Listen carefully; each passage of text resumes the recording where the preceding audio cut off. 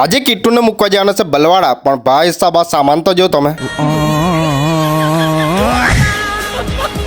ભાઈ સાહેબ કેમક પકડેલો ને કેમક લઈ જતો હશે મેં જ જાણો. પાછાડી 2 પોટલા, એક આગાડી મેં, પછી આ કિટ્ટે પકડેલું તે બાજથી તે આખું કબાટનું સામાન ઊંચકી લેતો એવું લાગ્યા કરે.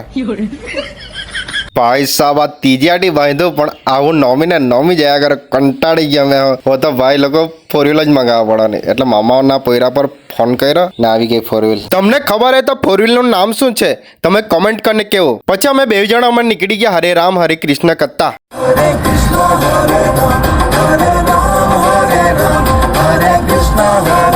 क्या बात है सर, क्या बात है. ભાઈ સાહેબ એટલી ગરમી છે કે રોડ પર પાપડ એક છે. એટલી ગરમી છે તો અમે બી ઠંડા હેડીના રસ પી લાખ્યો ને. પેલું ગાયન છે ને જમાયો ને શું લાવ્યો, દેશી દારૂ ને દેશી પોટલી તો નહીં લાવ્યો પણ અહીંયા પોટલા લાવ્યો ખરો.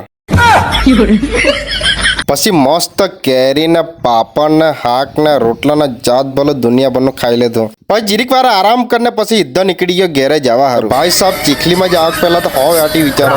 ટ્રાફિક સિંગલ રસ્તો એક રસ્તો બનતો છે ને એટલે પેલો બનતો છે એટલે પેલી બાજુના એટલે બધા એ બાજથી જ આવે. ગાડી મૂકીને સીધો નીકળ્યો ઘેરે જાય સીધો પડી જ ગયા ને ઊંઘી જ ગયો. પછી થોડીક વાર ને ઉઠો ને મોડું ધોઈને સીધા નીકળી ગયા વિમાન ભાડા લઈને. આજે જમો કને લઈ જતો છે. हे प्रभु हे हरि राम कृष्ण जगन्नाथ प्रेमानंद ये क्या हुआ. પછી ઘેરે જાય ને સાંજે પછી બનાવી દોસ્તરો સાથે ખીચડી છે. પછી આ બાજુ શાક છે ને એક વસ્તુ ભૂલી ગયા હું છે. હા છાસ આઈલા છાસ જોયો તમે. આ